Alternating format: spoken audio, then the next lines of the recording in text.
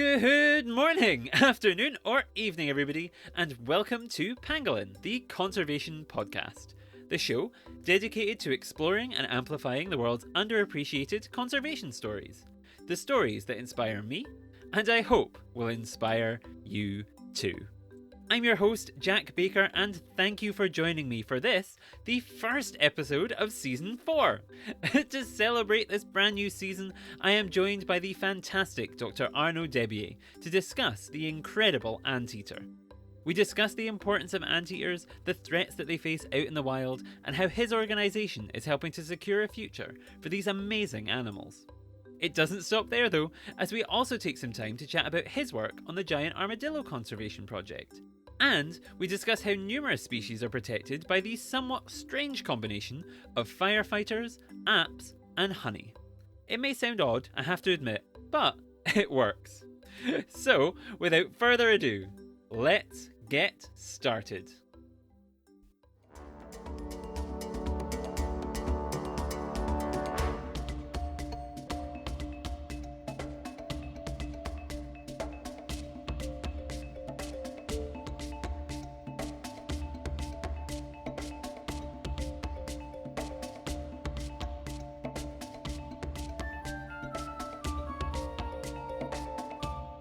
Welcome back to the show.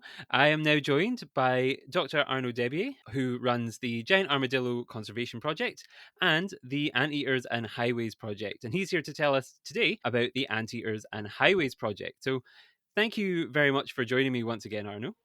Well, thank you so much for having me, Jack. Thank you. It's great to have you back on the show. For anyone who hasn't listened previously, we spoke about this time last year all about the Giant Armadillo Project. So if anyone's interested in that before they come on to this part of the conversation, you can go back and listen to that. But today we're going to be talking all about anteaters. But since it's been a year, before we get onto all of that sort of conversation, I wondered, could you just reintroduce yourself to the listeners in case they kind of jog their memory? Who are you, and tell them a little bit about yourself. So hello to everybody who's listening. My name is Arnaud Desbiez. I'm actually French, but I have been living and working in Brazil for the past 20 years. And for the past 11 years, 11 years ago, I started and founded the Giant Armadillo Conservation Program, which was basically just me putting out some camera traps to learn about the species. And that kind of blew up into a large program. And now we work with armadillos in three different biomes. Founded an NGO, started this project, another project called Anteaters and Highways, and now from just one person, it's now we have about 20 full-time staff working on these conservation projects, and about 10 students, 35 collaborators, and about 50 different partners. So it really became something much, much bigger beyond what I really started with, and so yeah. So it's been quite an adventure. The past 10 years have been pretty intense. And it's yes, it's a brilliant kind of story of kind of it seemed to be kind of you starting with a camera all the way up to now doing all sorts of stuff. It's a fantastic journey, and yes, something we touched on a lot in the last interview. So as I say, if you want to learn more about that and kind of how you got to this point, listeners can go back and listen to that. And yes, today we're focusing on the latter of the two projects you mentioned, the kind of giant armadillo. Nope, the giant anteater project. I'm going to do that so many times. Too many Well, I G do that sounds. too. That's okay. Giant armadillo. Anteater project, Uh-huh. the Anteaters and Highways project. So to get us started, I wondered, we've kind of met you. Could you introduce us to the Anteater? What is it? Tell us a little bit about it. Well, I think the anteater is really an iconic species for South America. Mhm. They occur in Central and South America, but I think there's nothing quite like them anywhere else in the world. They're quite big. They can reach from tip of nose to tip of the tail, 2 meters, and they weigh about 30 to 40 kilograms. So they're a large animal, and they have an absolutely unique anatomy, Mhm. and which consists of a really long tubular nose and this big shaggy tail. And they also walk kind of on their knuckles like a big silverback gorilla. And I don't think there's so nothing really quite looks like them. and they're really just such a unique species. Anteaters, as their name says, mostly feed on ants and termites. In the studies we've done show that it's actually mostly ants. Well, depending on the biome, the Cerrado more termites, Pantanal more ants. And so their long snout, they have this really long, sticky tongue. They use their powerful claws to dig up ant nests and termite mounds, and they just prod their nose. They stick their tubular nose into the nest, and then their tongue kind of pulls it out. And so they're very a really really unique species and full of interesting interesting facts. Mothers carry their pups on their backs. They have low body temperature, so low metabolism, so very impacted by temperature. Their activity really depends on temperature. So when it's really cold, they're mostly diurnal. When it's really hot, they're mostly nocturnal. I mean, there's so much just to say about this species. They're absolutely fascinating. And I think the word that comes to mind when you see a giant anteater, well, that's for me. It's always this impression of what a majestic species. I mean, they're just because they're so different looking, right? And this long shaggy tail and just the way they walk. They're a very, very, very impressive species. Once again, I know that you are based in Edinburgh, so Mhm. please go to visit at the Edinburgh Zoo. They have them, and so go visit the giant anteaters there. But there are giant anteaters in several collections, in the UK. Mhm. So to anybody, I know the Chester Zoo also has them. They're Mhm. one of our partners, and they also have them. So go enjoy them. However, in zoos, depending on because they spend a lot of time inactive Mhm. because that's one of their adaptations. Since they have low metabolism, one of the tricks they use is that depending on the temperature, they'll modulate their activities. So you'll often find them sleeping in when you see them at the zoo. And one of the characteristics, we say this big shaggy tail that they have, they actually use that as a blanket. And so they cover themselves, they kind of roll themselves in the ball, and they cover themselves with their shaggy tail. So sometimes when you see them in the zoo, they'll look like absolutely nothing, right? You'll just see a pile of hair. You won't even understand what you're seeing. They're fantastic things. I think that's a brilliant introduction. And something that you reminded me of when you were talking is I remember I think it was your organization tweeted a picture of the giant anteater kind of carrying its young on its back. And yes, it was kind of what I didn't realize previously was the stripes that they have on their sides kind of line up so that when the baby is on the back, it looks like it's just a really, really big anteater but in fact, it's kind Absolutely. of the mother carrying the young, which is really, really interesting. I thought that was fantastic. Fantastic. Absolutely, they align absolutely perfectly because anteaters are usually dark colored, black or dark brown, but then Mhm. they have this stripe right on the front part, and that really aligns with the baby. It's really really amazing. Mhm. So when you see them, yeah, sometimes you can't tell that there's actually a baby on the mom's back, yeah, Mhm. and the baby really holds on. So it's actually just like one individual. It's amazing, yeah. Mhm. And the babies, we have this right now. We have a postdoctoral student who's doing a study. We have a long-term field site. I guess I should talk about the whole project later, but we have a long-term field site where we've been studying anteaters since 2017, and some Mhm. of these females have been monitored so for the past 4 years. And Alessandra Bertassoni started last year to study, parental care, and so she spends a lot of time looking at mother and pup behavior. They're absolutely great mothers, and so she's really looking at that. In our field site, usually pups start leaving their moms between 5.5 and 6 months, but sometimes they even stay a little bit longer than that. But it's really been interesting, and they're fantastic mothers.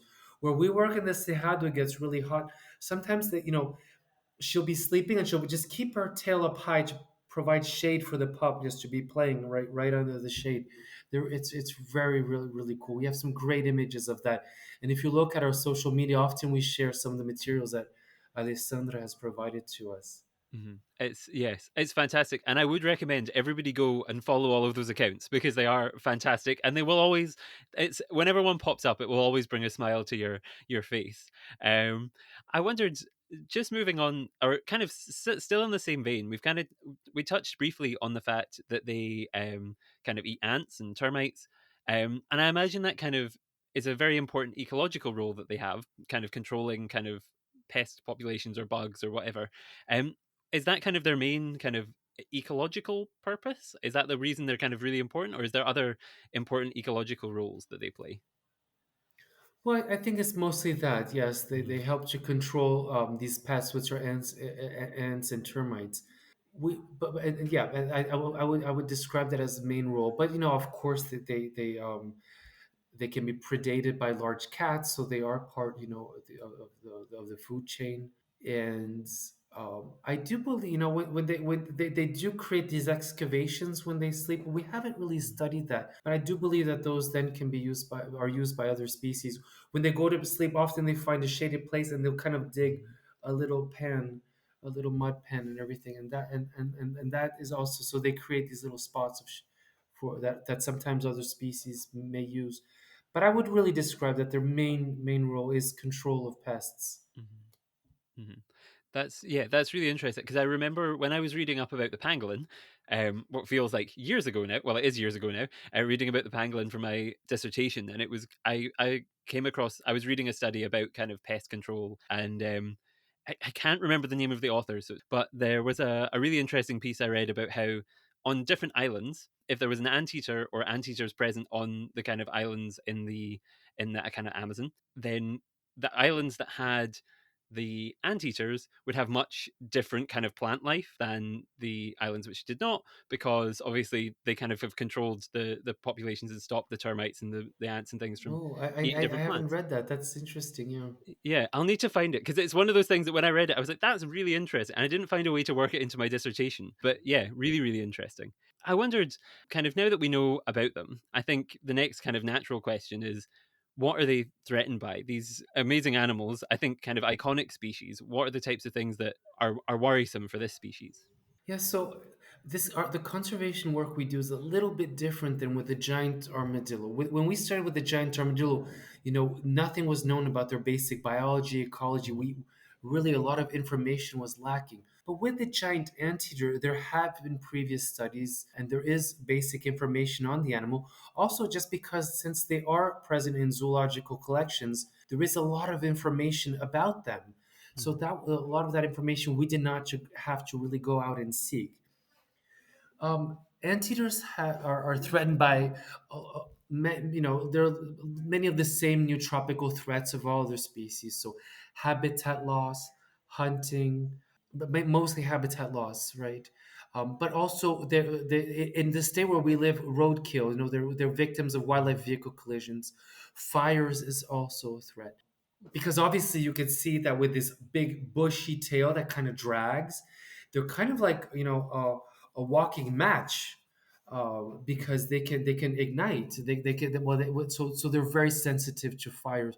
If they walk, they are one of the species that gets really impacted by fires.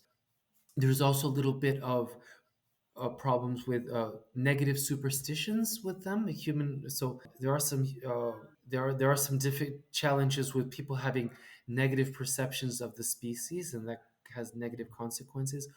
Also, we're looking at some conflict with dogs, domestic dogs, where domestic dogs would kind of chase them, injure them, and then, the giant anteater will always prefer flight over fight. However, they have these extremely powerful claws, and so if really threatened, they will defend themselves. And so what they do is they kind of use these claws, and they will kind of what we call they will kind of embrace the dog and grab, and then their deep nails will dig into the dog and sometimes get stuck into the mhm, animal. And that means that people that will quite want to, so they can kill the dog, they mhm, can get severely injured. And worst of all, people trying to interfere in the fight can get severely injured.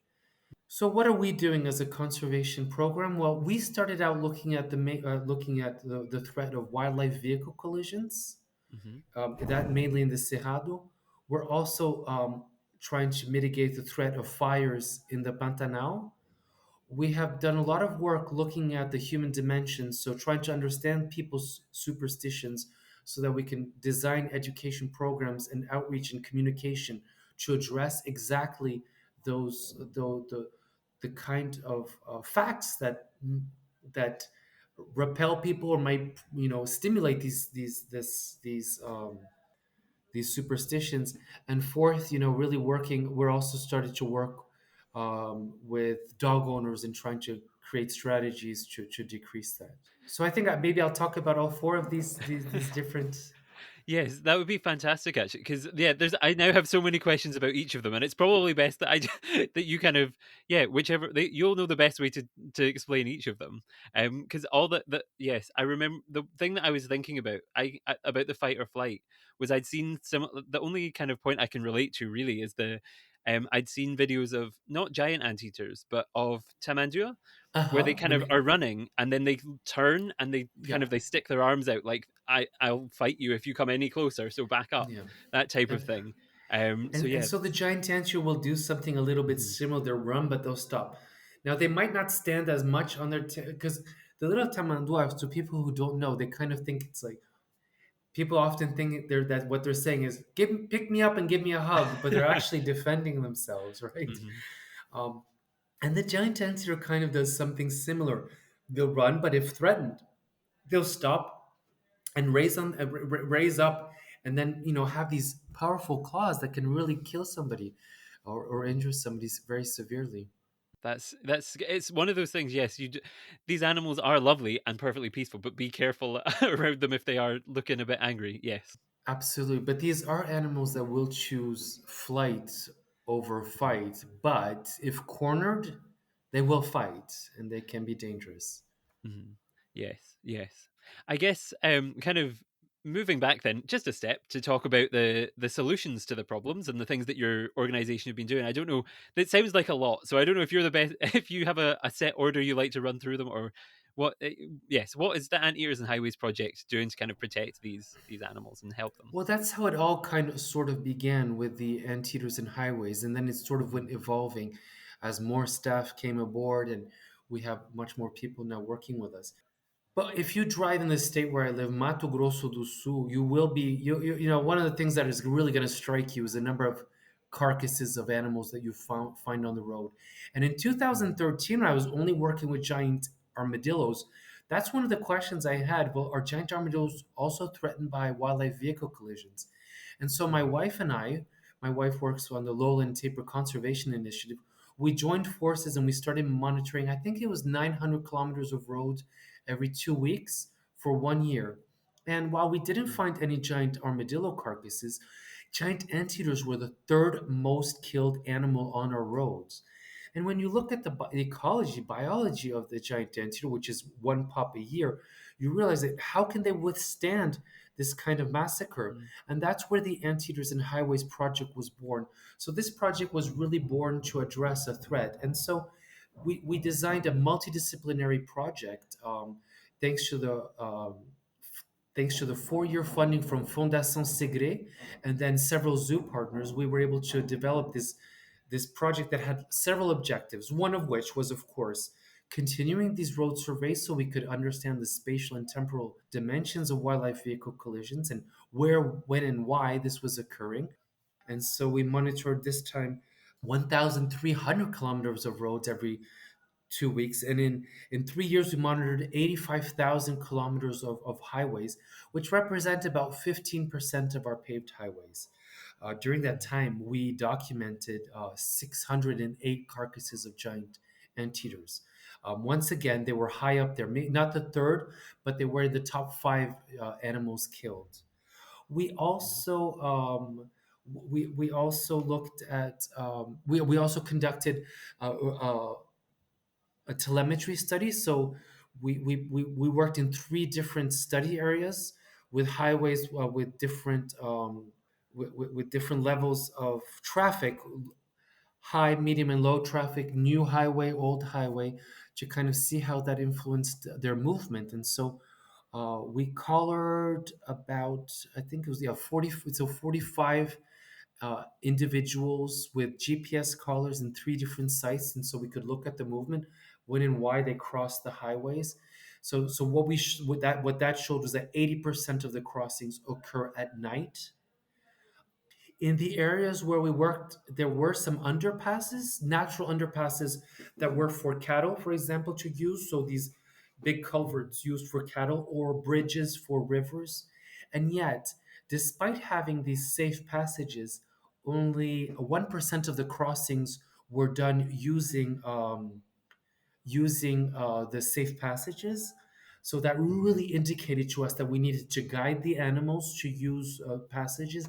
If you create underpasses as a mitigation strategy, if you don't add fencing to that to guide the animal, it would not be important. We also showed that when there was low traffic, animals would use both sides, but when there was high traffic, animals would usually pick a side of their highway to live on. However, eventually all the animals did cross, and so statistically, you would find animals crossing. Males had higher home ranges than females and had sort of this exploratory behavior. So males do cross more, so they have larger home ranges than females, and they do cross more than females. And that is interesting because I'll talk about. We also, when we looked at, so males cross more than females. I'll stick to that for now. One of the other results is that anteaters do avoid the highways, and when we compared crossing rates of paved highways to natural obstacles such as streams or rivers, they crossed paved highways 8 times less. And what is interesting is when we compare this to non-paved roads, which were also in our study areas, they crossed non-paved roads 4 times more, or as I used before the analogy, so 4 times less the paved highways. So they do really avoid the paved highways. However, they do cross it more at night. And when we compare to traffic, yes, there was less traffic at night. So when we plotted this, it looked perfect. Wow, anteaters know that there's less traffic, but it's actually when we look at their activity patterns far away from the road. So the crossings actually only reflect their activity patterns, not traffic levels. Um, we did lose animals. Some of our study animals, we had five study animals die. Um, no, actually, actually, I'm going to give the data from a little bit later. But we had a total of 8 die, but 6 from the paved roads. 6 of our paved road animals died, and what that means is that 6 animals died from due to wildlife vehicle collisions, and only animals that live about 2 kilometers from the road cross. So that population of animals that is 2 kilometers from the road, those animals end up crossing. And if you look at the survival rate per year, animals that lived more than 2 kilometers far away from the road had 95% survival rate. However, animals that lived close to roads had 78% survival rate. So you can see that there's about living near roads has they die about 20% more. So there is a cost to living near roads. And so when we did a population viability analysis, we really showed that populations near roads decline fast. What we really show is that roads are sinks, ecological sinks, right? So, and that was very clear with our movement, both our movement ecology, with the data from using population viability analysis. What we really show is that if you look at the animals that live 2 kilometers from the road, they have their viability in the long term is just a decreasing population. So, what we basically have is animals that are living near roads eventually dying, and animals from far away replacing those. So it's really a source sink dynamic, and that was pretty clear. Um, our data really indicated that. Overall, so 2 males die for every females, which kind of helps because they're a polygynous species. So that is one of the reasons why, uh, if it was as many males as females, the population viability would be even worse. So it kind of helps that it's more males than females. Um, and so yeah, so that movement ecology was really important, coupled to the study that we did with roadkill with roadkill. Um, what was really interesting also was that, and now I'm talking about, so because the telemetry study we're continuing it up to now. At the moment, I have 30 animals that are collared that we're following. when we're talking about roadkill, six of the animals that we monitor died on the paved road. Six. Mm-hmm. However, of these animals, only three of these carcasses, because they have GPS collars, right? Only three of the carcasses were found actually on the road, and three died up to 600 meters far away, which means there was a vehicle collision and they kind of dragged themselves away. Mm-hmm. And so what this means is that the number of animals that we monitored and we see, and you're really impressed by um, the rates that we found was 19 animals every 100 kilometers when we just count carcasses. For every 100 kilometer of paved highway in Mato Grosso do Sul, 19 giant anteaters die per year. However, that is not the real number. When you look at the telemetry study indicates that we lose that only we're only able to count half of those, right? Because the animals with collar, three of them were visible on the road, but others dragged themselves away. And when you're monitoring on the road, you can only see the carcasses that are on or really, really near the road, because then there's grass and they simply disappear. We conducted what we call a persistence study. So remember, I said the monitoring was done every 2 weeks, and we looked at what Mm-hmm. happens to a giant anteater carcass. I did it to a giant anteater carcass, and we found out that sometimes they disappear. They can be, feral dogs or other predators can kind of drag them away, Mm-hmm. and actually 25% of the carcasses that are on the road disappear between monitoring.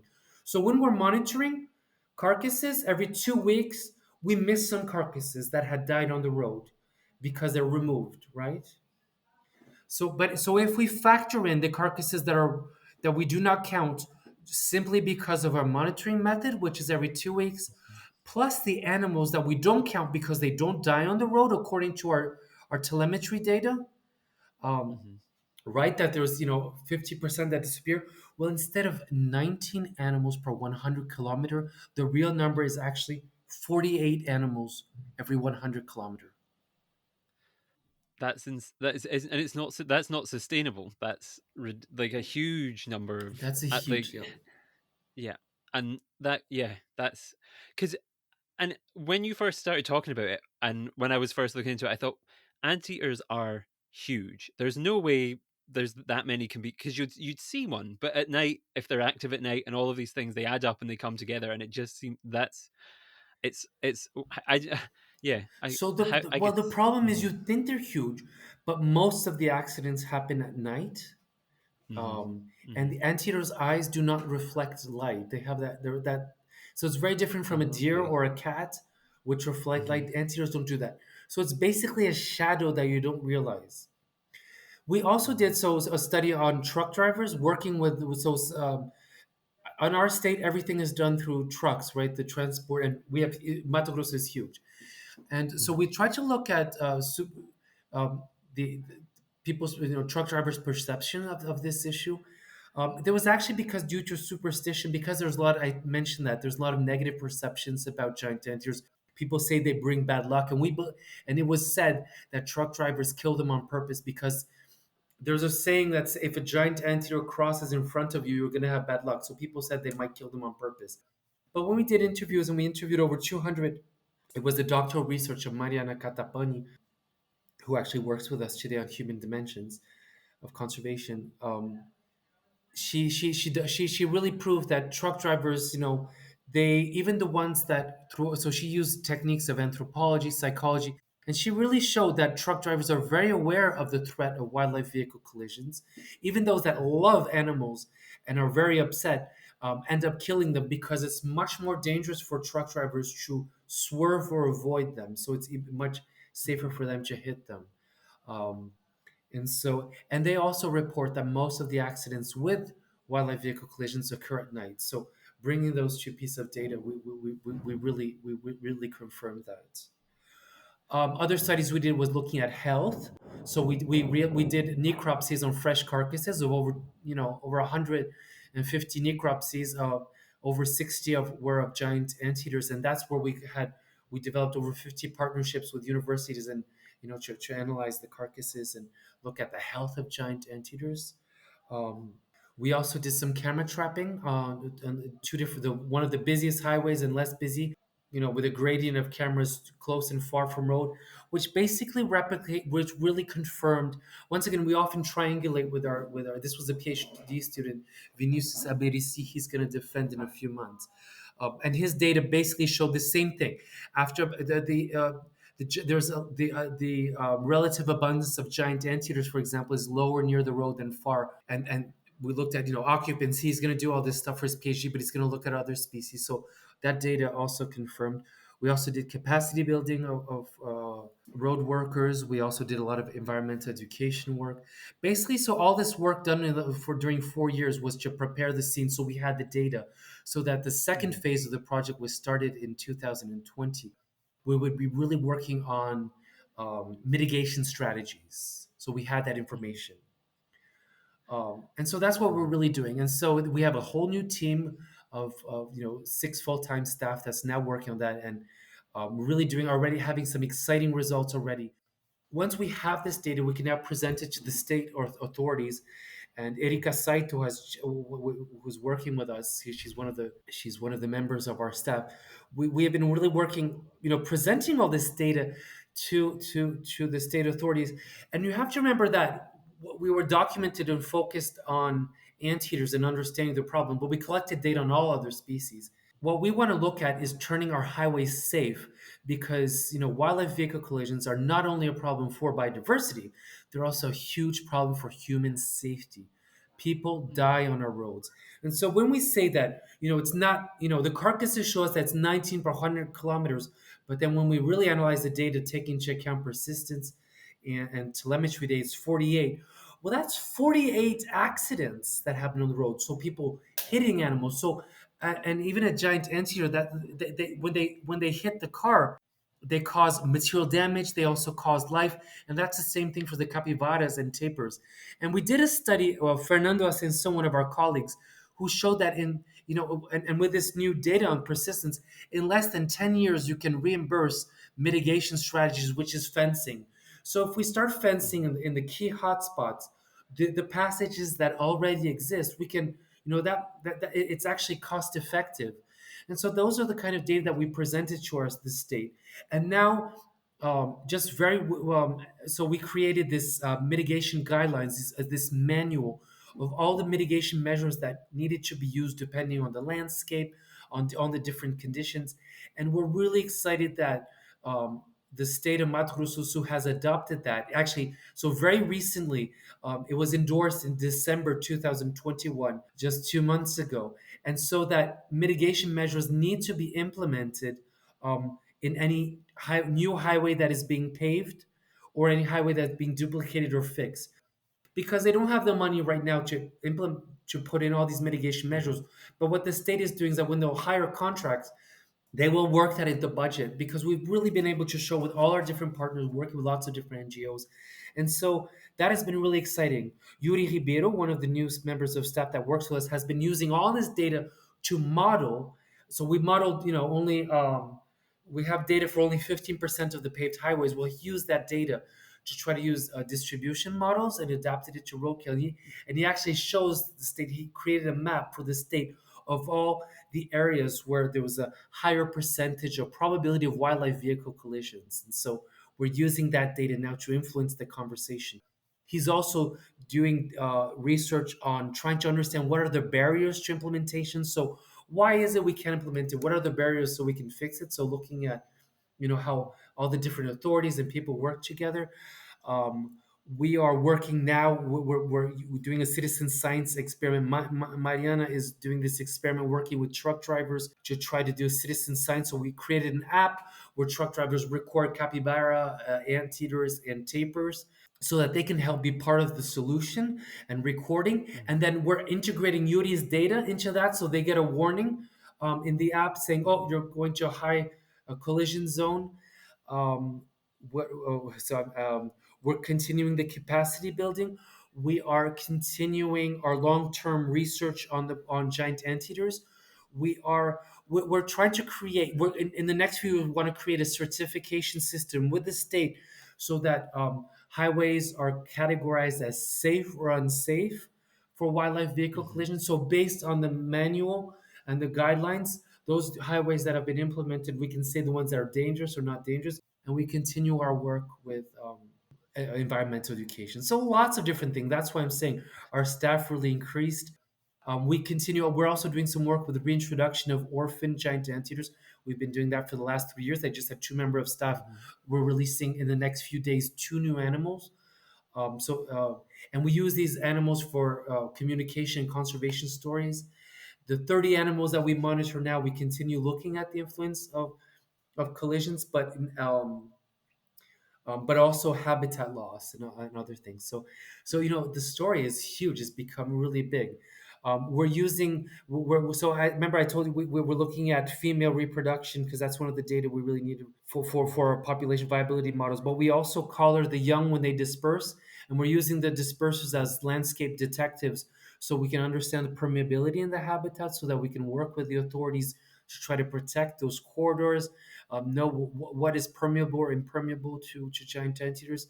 So the project has really become really, really big. Yeah, yeah. It's amazing how it. I mean, it didn't start small because trying to work out all of these kind of different factors that affect roads is very in itself challenging. But seeing how it then grows off and all of these different arms and legs and kind of, oh, we can do this with this data and we can affect this, and it's really clever and really kind of exciting and interesting. It must be like you must have very different days every day. Like you must wake up and go, I have no idea what's going to come But through for me to do today. yeah, yeah, but That's so now we talked about life and my when I started, I would do, I started camera trapping in the Mhm, Pantanal with giant armadillos, but now I I work more coordinating the team. I was in the team in the field mhm, last week to put a collar on a giant anteater, but I also have different partners, and everybody in the team can do that. So. Um, mhm, we were talking about the mitigation manual that we developed. That was done by Erika Saito, and she worked with all the roadkill specialists in Brazil to create that manual along with different NGOs and partners. All the modeling is done by Yuri Ribeiro. The work we do with the Citizen Science app is done by Mariana Catapani. So she's mhm, applying that. So she's responsible for that. mhm, We also do so the long term studies. Deborah Yogi and Miriam Costa, they're responsible for doing that part. Andrea is doing the coordinating the education. Guto and Audrey are working on the communication. So actually, we have. I don't. I learn much more than I do, right? Because I have all these people that are really good at what they do. And Juliana and Victor mhm, are responsible, are doing are more responsible for the release and monitoring of the orphans. So mhm, actually, I guess yeah. So I learn every day from these different people I work with. They're the experts, and Mari also does the work on the dog, the conflict with the dogs. So looking at, mhm, she's doing well. Actually, it's all the projects. So Juliana, who works with the reintroduction, we've already lost. We've had problems with two or three of our anteaters that were attacked by dogs, and we're trying to build a mhm, corridor to a state park. And so we're working with all the landowners there, and so we did this big event where we mhm, castrate their pets, dogs and cats. And at the same time, Mariana has been inviting them in a participatory program to try to find solutions, try to understand what is the role of the dog in the ranch, and mhm, how can we avoid this conflict. So working in a really participatory way. So that's really exciting, because people think that their dogs are protecting their property. That seems to be one of the main role. They have dogs to protect, mhm, but it turns out dogs are not protecting because they actually spend the night, traveling really far away. So they're not running, doing their job. So they're entering in conflict with wildlife when they should be at home, doing their job as protecting. So how can we bring them back? So maybe having more feeding times, and so we're bringing behavioralists and everything. mhm, So we're trying to look at in a friendly, dog friendly welfare perspective and people welfare and wildlife perspective. That's what Mari's job is. So she's our specialist in human wildlife conflict. She's sponsored actually by the Chester Zoo, who's sponsoring her salary. Um, and so they're doing that wonderful job. Because you don't want to tell mhm, people, oh, tie up your dog. That's not, good welfare for the dog. So looking Mhm. at all these things. So the project has become quite huge. Last but not least, in the Pantanal, even though it's giant armadillos, we're working. I think I mentioned that last time. We're creating community fire brigades. Mhm. So I don't know what last time I talked to you if we had run the training and everything, but it was really successful, and we were able to Uh-huh. have 7 different ranches. So protecting 1,000 square kilometers around our study area, um, Mhm. where now they're equipped and trained. Everybody who lives on the ranch is equipped and trained to work together and fight these fires. And we were able to prevent some wildfires last year, and that training will continue this year. So even though that was for giant armadillos, it also helps protect the giant anteaters, and that's an experience that we hope to develop and share with other people throughout the Pantanal, but also expand. So this year we're going to expand the training to more neighbors, retrain the people who were there. So I think I touched upon edu- the human wildlife conflict, the fires. I think just the superstitions throughout all the work we do. We always work with local communities, and so we conduct interviews, and so we understand. The color of the animal. I think we believe that one of the factors is the color, black, shaggy Mhm. tail, kind of brings these negative perceptions. Also, people are very troubled by the fact that you can't tell male and females. There's no sexual dimorphism. The genitalia is quite similar between them. Actually, we have to when we capture them, we never know if it's a male or female. You have to kind of manipulate them and to see if it's a male or female, and that really bothers people. People think that they're Mhm. hermaphrodites, that they breed by sticking their noses in each other. There's all these crazy stories. So there's a lot of misunderstanding, which means that there's a lot of opportunities for communication and education to talk about this species and dispel these myths, right, about their Mhm. reproduction, about sometimes people, the fact that their back paw, when the print looks like a child, that sometimes also scares people. So we actually wrote a book on the incredible giant anteater, and have all this education program, communication program, where we can really dispel these myths and these misunderstandings about the species. That's fascinating. It's the same as the giant armadillo last time. I remember I asked questions and I was like, like there's so much going on and it's so interesting, so fascinating, and so important. And I think yes, talking to people and breaking these myths so important. And it's something else that's really shone throughout all of the different solutions is it doesn't just impact the anteater, Yes. it impacts everything else. And I think that's so important and so fascinating that it's kind of using this maybe one species as the kind of case study, but in doing so you are going to impact the tapir and the armadillo and all of these other things with the firefighting and all that. It's really fascinating and interesting. And yes, it's gone from yes an anteater to half of the it seems like a lot of different species, which is fascinating and really really Well, and I interesting. think what our program really, our project really shows is it's so multidisciplinary, right? Hmm. At the moment, only two of our staff are really the ones going into the field to capture kind of like what people see traditionally. But we have lots of Hmm. students involved, a lot of social science, a lot of Hmm. policy occurring, a lot of modeling occurring. So all these different specialties, and I think it really helps and communication. You mentioned that our Hmm. social media, but now we actually hired now two communicators to help us in this work because communication Hmm. is so important, and that's not something that we're always great at doing. So we really need the science to try to understand what we need to communicate. We need to use for example, the superstition. Use this science to conduct the interviews and see what exactly is it that bothers people with giant anteaters. And once we have that information, find ways of communicating that in a pleasant way that's really understandable, that can really cause Hmm. effective change. And always now, something we might not have been doing enough is always evaluating what we're doing. So now we have, Hmm. people that are really capable of always evaluating the data and what it is we have so that we can make sure that we're always moving in the right direction. Hmm. For example, I said that our data showed that giant anteaters cross mostly at night. And Hmm. then Hmm. our interviews with the truck drivers show that most accidents happen at night. So you would Hmm. think that one of the things that we behavioral changes that we should be targeting is decreasing decreasing driving at night. Um, Hmm. and that makes perfect sense when you look at the data. And but then you have to look at the different stakeholders that actually use the roads and are involved in accidents. And yes, for personal reasons and cars, people can change their schedules. But for example, when you Hmm. talk to truck drivers, and we did some interviews with truck drivers to see, that was one of our objectives with working with the truck drivers, was to change their habits of drive, maybe decrease nocturnal driving. Well, you realize that for one, they are not always, they are most often, they are not responsible for the times that they can drive. It depends Hmm. on other factors when they should be shipping, so they do not have control over that. Also because it's cooler, the tires don't get wasted as fast.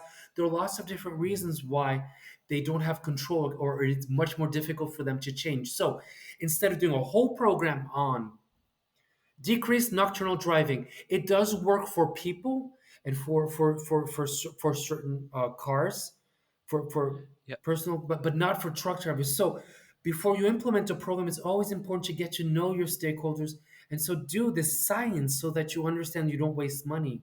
And so that's what we found out, that it Hmm. was not. So how can we decrease wildlife vehicle collisions with truck drivers? We hope that this app, we're gonna do this experiment for 1 year, which indicates exactly where the most dangerous parts are, will help them Hmm. be a little bit more careful. But also, by registering carcasses and presence of anteaters, capybaras, and tapirs, they will feel more involved. They will feel more involved with that.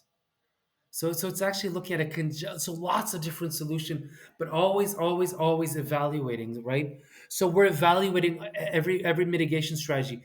At the moment, right now, I have a team that's evaluating um, wildlife warning signs, which is one of the cheapest methods, right, that everybody uses. Hmm. So does it really, is that effective, or is it part of the, or people so used to seeing that they're a part?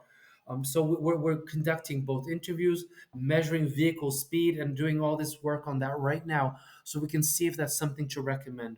We're also building individual mitigation plans for each highway, because each highway is different. So it's lots of Hmm. different strategies that needs. So that's why, as you can see now, it's really more than, you know, um, this is really a huge team efforts. Hmm. Yeah, and yes, I like the idea of being self-critical and self-reflective and kind of turning back, because that's always the most important thing, and that's usually when it's only, yeah, it sometimes takes that kind of, hang on, let's really think about this, to have your best ideas and have the big breakthroughs, because you realize the first way you've done it maybe has a small flaw or needs to be twisted.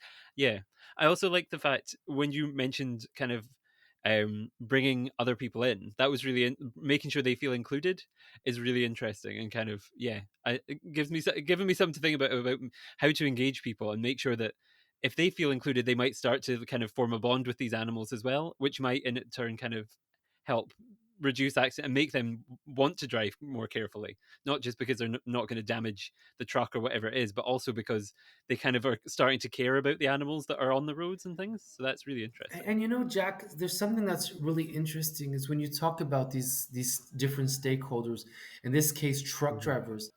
People often feel invisible and not heard, and that's a huge Hmm. problem often in conservation. That even though they're the stakeholder that's most involved in the issue, they often feel that their Hmm. voice is not heard, that they are just invisible, and that people are either pointing fingers at them. Truck drivers are Hmm. responsible for wildlife vehicle collisions, but they don't feel like they're being involved in the solution. So that's why the whole Hmm. citizen science experiment we're doing, it's actually called, we call the project is called Highway Heroes, so that the people Hmm. involved in the project, the truck drivers, become the heroes of the highway, because they're collecting data, they're trying to save species, and we're working and integrating, sharing this data. So it's a great Hmm. experiment where it's really, yep, the highway heroes. So it's really giving people a voice, and getting, celebrating how they are getting involved in conservation. And I think that's this disconnect we have sometimes between, the conservationist and the stakeholders, the people most impacted, Hmm. is is a huge problem in conservation. I think everybody you've talked to as a conservationist is probably mentioning that. It's something that comes up a lot, isn't it? Like, where, especially if it's organizations going into communities that they aren't necessarily a part of, if it's a British charity going into somewhere abroad, all of these kind of different relationships and dynamics that play in, and making sure that actually the people who are the most affected are the ones who are feeding in and providing and kind of, because yes, they'll know the issue probably better than most other kind of stakeholders. So that's, yeah, really, really important and really, really interesting. And share And yeah. data. So sharing the data, that's why you often need communicators to make sure that we can share, with graphics, infograph, or something that's, that people can really understand, and so ways of explaining things. Yeah, Mhm. that's why that's why you can really see that we have become such a big team, right? Because we need Mhm. so much different expertise, and so our team is everybody works together. I dropped, I said a lot of names, but that's just like the kind of the focal point for that objective. But kind of everybody Mhm. kind of talks together, and everybody helps each other and brings their different perspective, and we're always, of course, very critical of what we do. Once again, Mhm. all of the work depends on our partners, and the feedback from our partners. I had just mentioned, Mari being sponsored by the Chester Zoo. Well, she's also very much in connected to the Chester Zoo through this fellowship, and she gets a lot of the Mhm. feedback and information that the Chester Zoo has gathered with their programs around the world. So that feeds in. Mhm. One of their Hannah Brooks, one of their educators, is actually at the moment due to COVID, we're supposed to have a workshop, but she's doing a virtual workshop, so we can Mhm. update our education and communication plan. And so, all the work we do, Jack. It's really through lots of partners, um, and I think you really have that. Conservation is really about a group effort. I think sometimes we tend to simplify, and I know in these podcasts and these places, you need to have a kind of figurehead for the project, and people kind of end up Mhm. thinking of these heroes with the conservation heroes. But the conservation hero, I want to really insist that th- it it doesn't exist. That concept is so flawed because we don't do anything alone. So um, Mhm. I certainly consider myself as part of a really amazing group of people doing work. And when I say group of people, it's people here in Brazil, but also the international partners that finance our work or that provide us the capacity building. This huge group is what does the work. Mhm. So it's really this. It's a huge group effort. Mhm.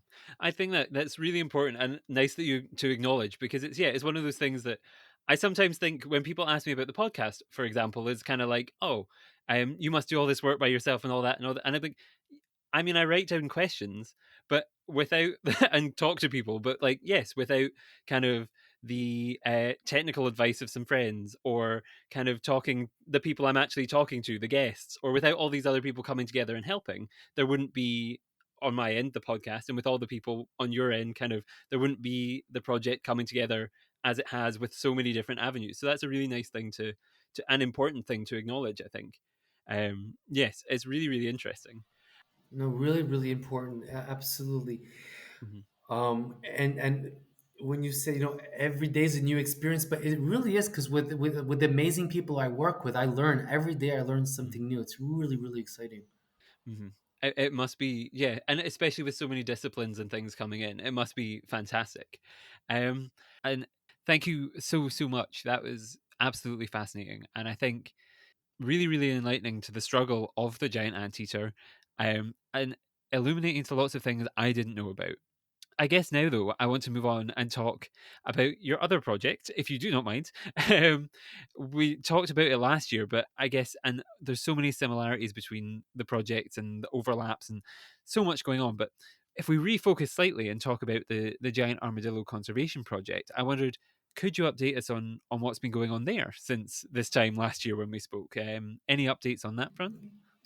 Well, I think the Giant Armadillo update compared to last time we spoke, I sort of talked about it, which was the fire brigade, the community fire brigade that we created, want to continue expanding for the next years. we found that to be a really efficient way of not only involving the community, um, but of really putting the question and threat of fires at the forefront of everybody's mind, and so really working together. Um, and once again, when we had those big fires in 2020, the landowners felt that they were being not only exploited but ignored because there was all this international uproar. The fingers were sometimes pointed at them for causing the fires. And so by doing this community fire brigade, we were really able to work all together, and it was fun. I was, got all dressed up in all the, in all the protective gear, and I'll never forget turning out. Where we had these practical course, and I had on my right like this big landowner, and to my left I had a simple cowboy. So we had a cowboy, a conservationist, and a landowner, everybody working together. It was absolutely wonderful, and we're going to repeat and continue that experience. In the Atlantic forest, the project has really grown from strength to strength. We have convened in December all the conservation projects working there in a participatory meeting so we could meet, get to know each other, share data, but also make sure that we could provide data to the park. So the park was present, and they found that we understood what their needs was. So that was fun because there was, we had a jaguar project, we have a woolly monkey project, we have us, a primate project for another species of primate, and we had this project for a tiny little species of songbird that that had been extinct in the state for the last 70 years, and 11 individuals had just been found. And so working all together, we were able to try to find how we can strengthen the park, because the park is facing a lot of different threats, especially encroachment. So how can we help together shape public policies? And I think one of the exciting things, so it has not started, but as an update for the giant armadillos, is this year we're expanding the project to the Cerrado, um, where we're going to try to create a new concept of integrated management areas for giant armadillos. So remember, I think I probably talked about how we found that the fragments, there were only 69 fragments that are over 25 square kilometers that are left for giant armadillos. We're now working with experts at the University of Florida, um, a multinational cellulose company, another Brazilian NGO. All together, we're trying to work how we can try to connect these fragments and try to increase the viability for giant armadillos. So that's pretty exciting. And of course, um, I think in maybe next week or the week after, we're going to be producing our first. We're going to have our first giant armadillo friendly honey for sale. We have now certified 29, as of yesterday, 29 beekeepers have been certified, but the first bottles of honey with the certificate should come out, I think, very, very soon, next few days, next few weeks. So that's really exciting. So lots of great stuff happening on the giant armadillo fronts. That is fantastic because I remember like all of these projects a year ago when we spoke. Kind of, you were talking about, oh, we're going to try and get these people certified, and we're going to try and set up the kind of firefighting type thing, or we're just starting to set it up. So it's really nice to hear it all come together and actually see results and see like, oh, the honey's coming out. Yeah. And so, well, we hired a beekeeper. We actually have a beekeeper who is doing this job, who is certifying people part time. So he actually has his own apiary, and he works part time certifying beekeepers. So he knows the community, he understands them. So he's really this great, creating this great bridge. I work with him every day. A lot of it is virtually, but so we can create all these. So he's really great. So that's really helped the project a lot. So once again, getting that different expertise. Not me. I mean, I'm super biased for giant armadillos, right? I really need it. So he's great because he brings this. He's a beekeeper, so he knows how to talk to people and everything. So that's working out really, really great. Once again, it's a huge team effort. Yeah. Yeah. And the honey will taste even sweeter now that it is perfectly ethically done and Yes. safely Yes. done Yes. and Yes. Yes. fantastic. That's brilliant, actually. That's really, really brilliant. Um, and yes, it's good to hear that there's progress on that front as well. And yes, I mean, I guess everything we've talked to is progress for all of the different species that kind of you can imagine. Like it's yeah, it's amazing how it all links together, and it's fantastic. Yes. And the listeners probably can't see, but I've just been sat here smiling for an hour, being like, "This is really, yeah, really interesting to hear about." And so, yes, nice to hear about the armadillos because I think that was one of my, not to upset any of my other guests from season two, but that was one of my favorite guests, one of my favorite interviews, and one of my favorite species that I learned about. And I think it was popular with the listeners as well. It was one of the most listened to episodes. So nice to hear about them and all sorts of stuff. Oh, well, that's wonderful to hear about. I hope they'll continue, and I hope you'll continuing giving me this opportunity to talk about our work every year, so that we can keep updating everybody. That'd be wonderful. I actually, yeah, we should start booking in a year in advance. But okay, this time next year we'll find another project or there'll be even more updates by this time next year, probably.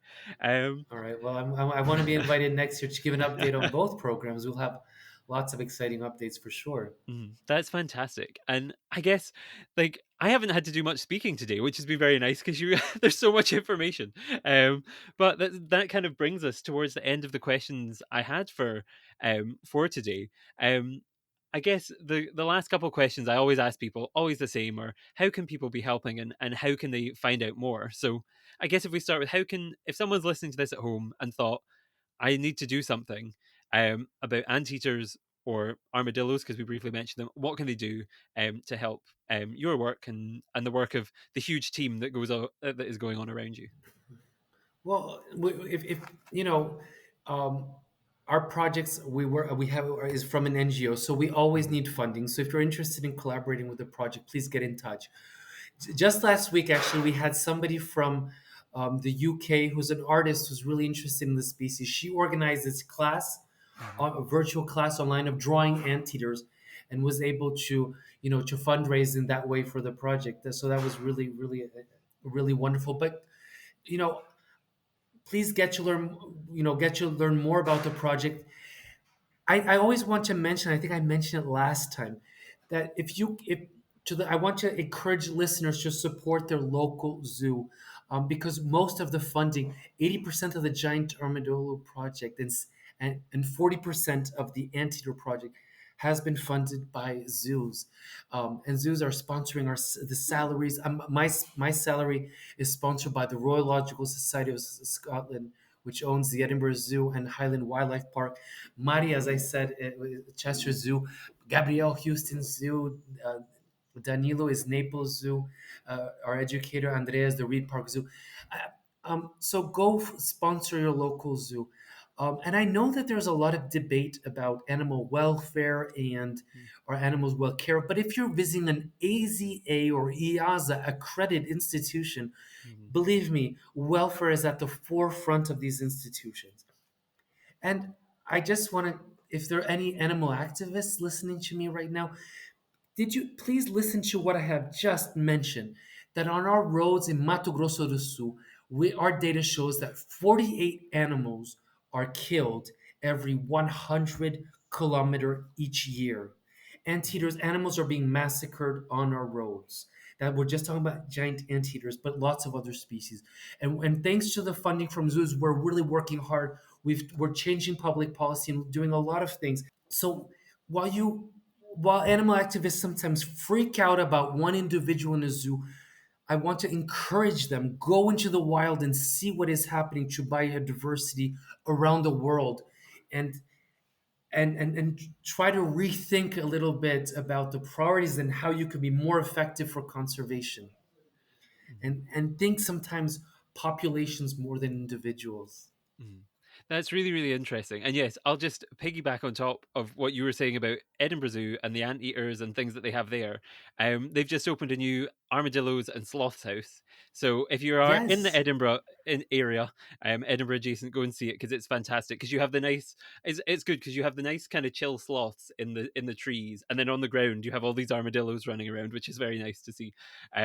So yes, brilliant bits of advice And it's to an follow. inside enclosure, so if it's cold, you can visit. Even if it's rainy, if it's rainy, you can go visit the Edinburgh Zoo. There's lots of indoors activities. It's every time I've walked inside, my glasses, I'm blind because my glasses have just beamed Your up glasses instantly fog, because yeah. I feel like it's so It's cold nice and outside. warm here. Yep. But yes, that's fantastic. Thank you. Oh, I guess almost forgot where if people want to learn more about any of the things that we've talked about, where should they go and what should they do? Yes, if they're interested in kind of following your work and the updates and things. Yeah, so please, I think so. Thanks to our communicators, our websites have really Mhm. been more developed. So it's the ICAS. Yeah, icasconservation.org.br. ICAS conservation.org.br, and you can learn more about our project. If you're interested to come visit us in the Pantanal, you can because one of the ranches where we work has an eco lodge, so you can get to meet a lot of the project staff.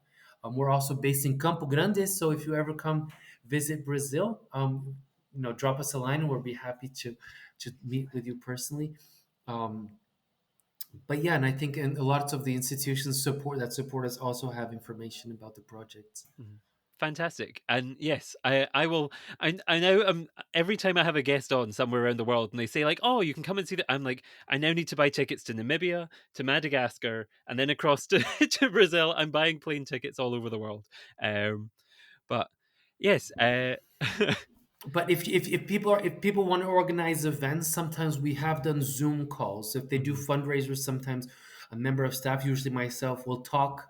And you can, now with Zoom, one of the advantages of the pandemic is really taught us to use these tools. So mhm, we do a lot of virtual talks for schools and for interest groups and things like that. We have done that, and that's been really successful.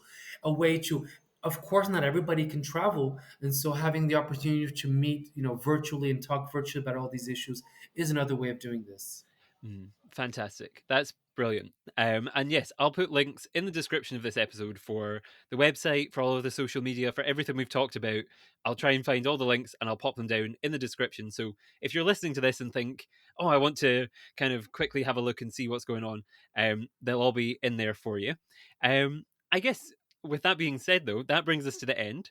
So thank you once again, Arno, so much for your time and insights. It's always easy talking to you because I could just write one or two questions, and you have so much to say that I could I don't even need to be here. So it's fantastic. But it's fantastic to listen to, because it's so interesting and yes, incredible to hear about all the different work. So thank you so much for being here and telling us all about it.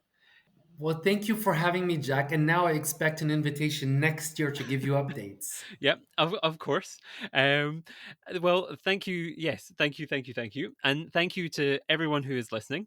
If you've enjoyed the podcast, you can make sure, and as I say, follow all of Arno's work and all of the kind of Anteaters and Highways, ICAS, Giant Armadillo work by going down to the description of this episode, finding all the links. I'll also put the links down there for our social media. So we're at Pangolin Podcast on Twitter, Instagram, Facebook, all over the place. So make sure and check those out. And also make sure to subscribe to the podcast so you don't miss out on other things that are coming up. I think this is going to be the first episode of our new season. So, yes, we have all sorts of stuff coming up. I've recorded two other episodes already, one with Lizzie from the Royal Zoological Society of Scotland talking about integrating technology with conservation. And we also have one with the Director of Conservation Optimism coming up. So, all sorts of interesting stuff. So, make sure to subscribe. And yes, thank you all so much for listening. I guess, yes, until next time, thank you, Arno. Thank you, listeners, and goodbye. Thank you so much, Jack. Bye bye. Thank you. Thanks.